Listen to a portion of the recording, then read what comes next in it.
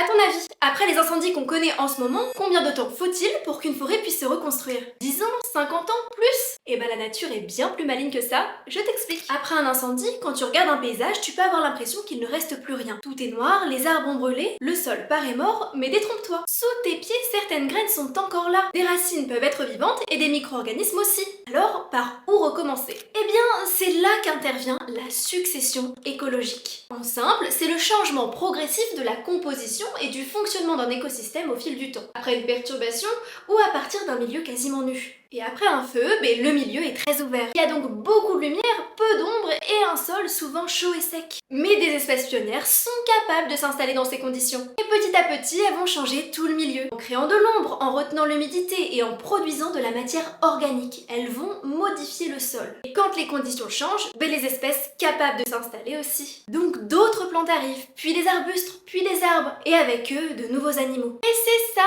une succession écologique. Un milieu qui se transforme et des communautés vivantes qui évoluent avec lui. Mais alors, si la nature peut se régénérer seule, pourquoi intervenir? Et surtout, quand faut-il le faire? Je te donne rendez-vous en partie 2 pour la réponse, alors abonne-toi pour ne rien louper.